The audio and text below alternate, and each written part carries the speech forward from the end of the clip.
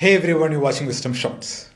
Nandan Nilekani, Infosys co-founder, released his new book this week.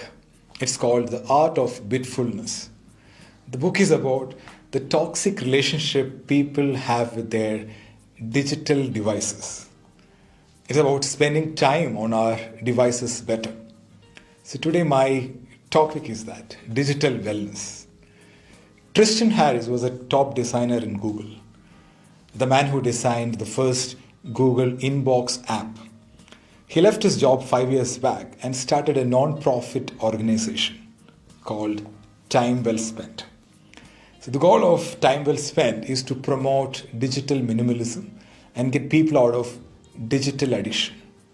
On average, people spend 2.5 hours every day on social media.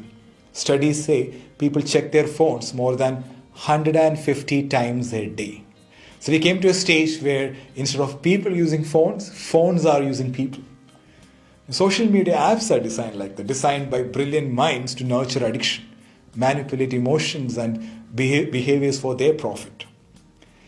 For social media apps, their primary source of profit is through advertisement, engagement-based advertisements. That's their business model.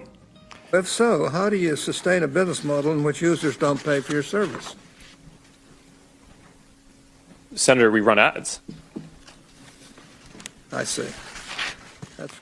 To make money through advertisements, they want people to spend more time on their platforms.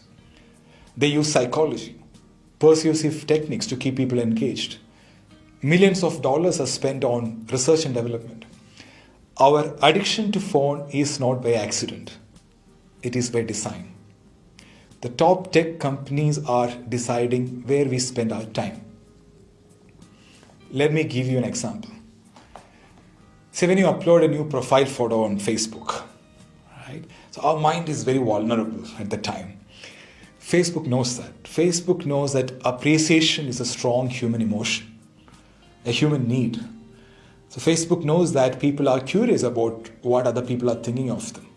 So when we get a new like on the profile pic, Facebook, knowing the human psychology well, will send you a notification. Hey, you got 10 new likes on your new picture, check it out. By looking at this, we get excited. We get something called dopamine high. It becomes an addictive behavior. The interesting thing is, they control the dial using technology, using algorithms. They decide where to shop, when to shop, whom to show your profile pic, how long to show on others' newsfeed. They even know who is likely to give you a like to your profile pic using data science. They orchestrate it really well using technology. They even purposefully delay showing your picture to some people so that they like the next day and you get a notification the next day and you're hooked into their platform even the next day. Recently, the CEO of Netflix said their biggest competitors are YouTube, Facebook, and sleep. Yes, sleep is their competitor. Because people have only finite amount of time and these companies are thinking hard on how to steal our time. They don't want us to sleep. They don't want us to spend time with our friends. They don't want us to have a social life. They don't want us to spend time with nature. They don't want us to do anything meaningful. They want our time and attention. Our time and attention is their profit. There is competition for attention. Attention is the new currency of success for these companies. Social media apps are like Akshay Patra. There is no end to it. You can scroll all your life. You don't even have to press the button. It will autoplay for you. There's this story about how they designed scrolling feature on Facebook, way back in 2006. They were inspired by the scroll wheel on a mouse. Because with the scroll wheel on a mouse, your hand never had to leave the resting position. You just scroll to see the next thing. Before that, you had to click on the down button or move your mouse and drag to see new things, right? So Facebook didn't want people to click, open and see things because it takes a lot of effort, right? So this feature was initially introduced for desktop, but later when touch phones came, this became the best feature. Same with this pull down refresh button on our apps. So this was inspired by slot machines in casinos, In casinos, you pull the lever and see whether you are lucky to get the reward. Same principle. People keep pulling the lever, keep refreshing their feed to see whether they got new rewards, which is new colorful notifications, likes and comments. It's a very compelling way to get people's attention.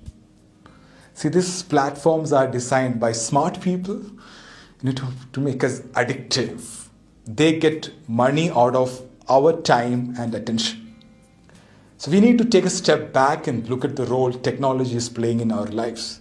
While there are a lot of benefits and good stuff for having these apps, we have to be mindful on how we are spending our time. So we have to set healthy boundaries. We cannot avoid internet, right? But we can change our relationship with digital devices and internet. So I did some changes with respect to my screen time. So let me share that couple of things, and if it's feasible, please try it out. So this is my New Year resolution, for 2022.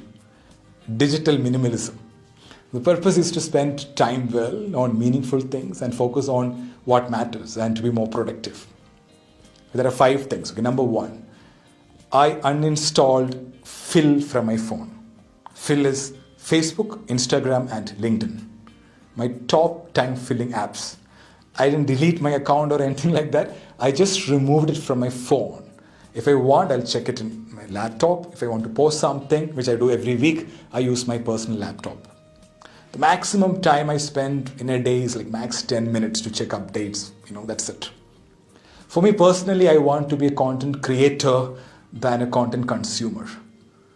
I want that time and space to create content for others. Number 2, WhatsApp. In WhatsApp, other than direct messages, all my WhatsApp groups are on mute. So I have a schedule to check a couple of times in a day, that's it. Number 3, notifications. No notifications on my phone. Other than direct text messages, I unsubscribed from all unwanted emails. This constant onslaught of information affects our mental peace. There is a wonderful tool called unroll.me. So you can use that to do this effectively. Number 4, I deleted all media apps, news apps, OTT apps. So right now it's only music, podcast, and other learning apps. I spend good amount of time learning, following a lot of inspirational people, channels, listening to podcast, Audible. That's food for thought for me. Number 5 is I decided not to touch my phone between 8 p.m. and 8 a.m. So I keep my phone in a different room, and I decided not to take it to bedroom. There are a lot of research and studies on how the blue light from our phones and the negative media we consume before sleep affect our sleep quality. All these apps now have dark mode and night mode and all those things, because basically again they want us to be awake at night and watch their platforms.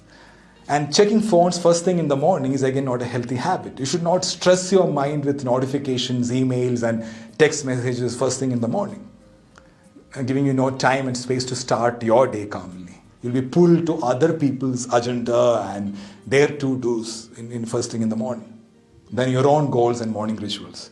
So basically my relationship with phone has changed for good. Now so far I haven't missed anything, but I gained a lot of peace and happiness. So if you want to learn more strategies on how to manage your phone and spend time well, check this humanetech.com. So this is the website of Time Well Spent organization. Also, I recommend you to read the book, The Art of Bitfulness. So in 2022, let's spend time well and live in the real world. Thank you so much for watching. I am Srijit Krishnan. Stay happy, stay healthy.